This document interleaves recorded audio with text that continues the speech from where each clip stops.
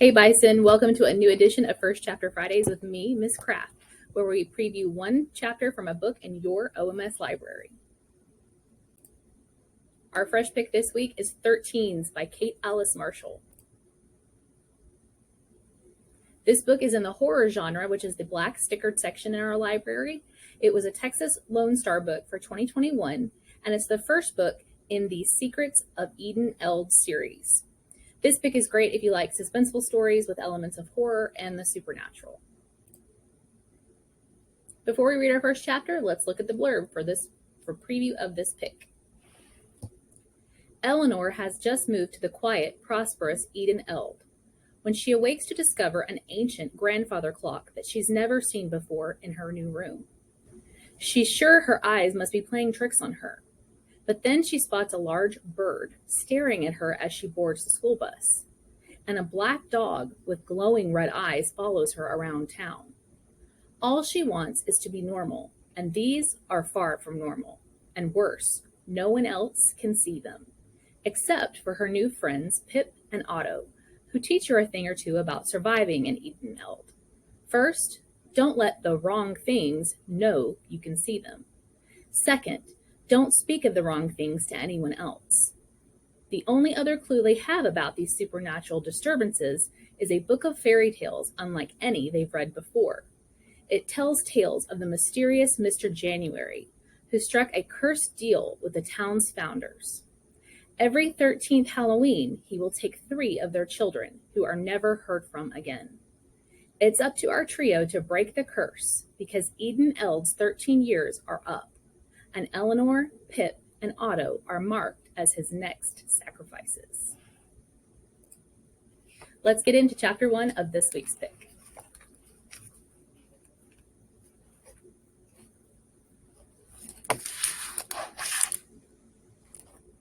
Eleanor stared at the grandfather clock in the 3rd floor hall. It stood 8 feet tall, made of dark oak. A bone-white pendulum hung within the case, carved like cords woven together in a loose diamond. It reminded her of the end of a key, but maybe that was only because of the keys that were painted on the wood around the clock face. 13 identical keys in gold. The last key was almost entirely rubbed away. The clock must be very old. It felt like it had tracked the passing of years and years. But she was not staring at the clock because it was tall, or impressive, or old. She was staring at it for 3 reasons. The first was that the clock hadn't been there when she went to sleep last night. Eleanor was sure of it.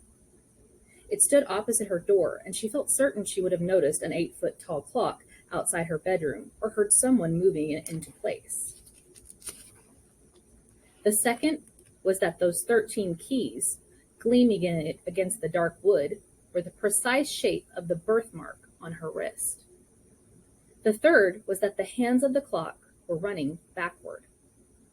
It's just a clock, she told herself, nothing sinister. Maybe it had belonged to her grandparents, and Aunt Jenny had inherited it, along with this house and the old car in the back shed that didn't run, and the rambling, neglected orchard that spilled out behind the house like a half-grown forest. Except that it hadn't been there last night. And that wouldn't explain the keys, or why the hands were moving backward. The second hand gliding from 12 to 11 to 10, all the way around to 1, the minute hand clicking back every 60 seconds as the pendulum went left to right to left to right. The clock chimed. The liquid, bottomless sound filled the hall, bouncing off the walls with their faded green wallpaper, spilling down toward the spiral staircase. Eleanor counted the chimes. 7. Her phone agreed with the chimes. 7 o'clock. But the contrary hands of the clock pointed instead to 5 and 12. 7 hours backward from midnight, she thought, and rubbed the birthmark on her wrist reflexively. Eleanor, Aunt Jenny called. Come grab some breakfast before the bus comes. You don't want to be hungry on your first day. Eleanor didn't want to be anything on her first day of school at Eden Eld Academy.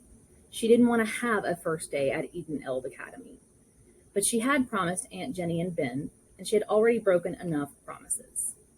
She didn't want to turn her back on the clock either, but she did, and scurried down the hall with her backpack over one shoulder. The boards creaked and groaned, even with the hall rug to cushion her steps, and so did the stairs, which curled in a tight curve down to the first floor. She'd never lived in a house with a spiral staircase. Ashford House, which her grandparents had bought before her mother was born, had 2 of them. The house was full of odd things like that. Crooked hallways, skewed rooms, a stairway to nowhere. The clock ought to have fit right in. Except she was sure, absolutely sure, it hadn't been there last night. Aunt Jenny was in the kitchen, her back to the hall, pushing scrambled eggs out of a pan and onto an old china plate covered in a pattern of blue vines. Normally she had a thin face like Eleanor, but right now it was soft and round, along with the rest of her. Her belly was so big she bumped against the counter as she finished with the eggs. She winced and muttered, "Oh, that's enough of that, you rascal," which meant the baby was kicking her ribs again. Eleanor had always thought she looked more like Jenny than her own mother. They had the same brown hair, though instead of hanging straight down to her shoulders like Eleanor's, Jenny sprang out around her face, escaping her braid. They had the same long nose, the same fair skin and murky green eyes, the same penchant for striped sweaters, and even the exact same glasses. But somehow, Jenny always looked romantic and artistic, and Eleanor just felt gawky and plain. Eleanor's step creaked a floorboard, and Jenny turned with a beaming smile. Too bright, Eleanor thought. It meant she was trying, which meant she wasn't really smiling. "Here you go, hun," Aunt Jenny said. The eggs steamed. The toast was perfectly toasted, just the right shade of brown. The jam was raspberry, thick and homemade. Eleanor's stomach turned, and so did her mouth, downward, in a little frown she couldn't stop. She pushed her glasses up, trying to use the movement to hide the frown. "Nervous belly?" Aunt Jenny asked. She sighed, setting the plate down on the kitchen island between them. "I know it's tough, but if you don't start school now, you're going to get too far behind, and then you might have to stay back a year." "I know," Eleanor said. She looked down at the Eden Eld Academy uniform she'd put on that morning. Blue plaid skirt that fell to her knees, polo shirt, dark blue jacket with the school crest on the front. Everything was a bit too stiff and a touch too large.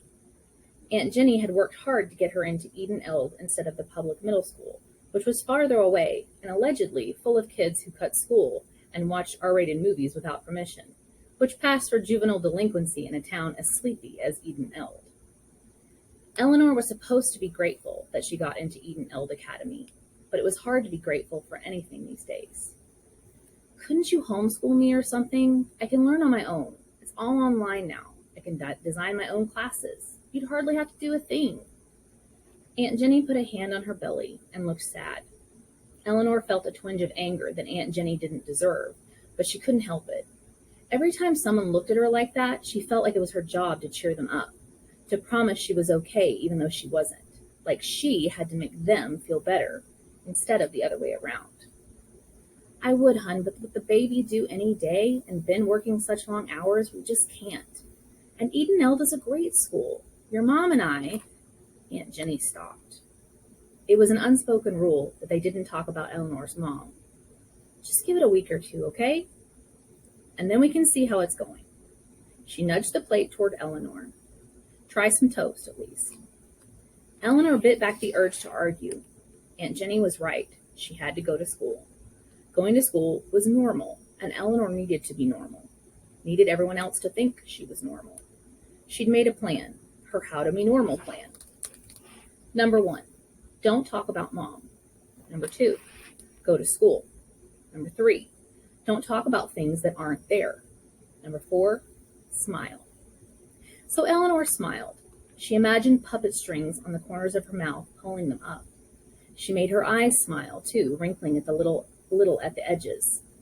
That smile was the most useful kind of lie she'd learned to tell in the past couple of months. "Thanks, Aunt Jenny," she said, taking the toast. "I think I hear the bus. I'd better go." She felt Aunt Jenny's so worried look on her back all the way to the hall. She'd stepped out into the brisk late October air before she realized she'd forgotten to ask about the clock. But now she wasn't sure she should. The clock was strange.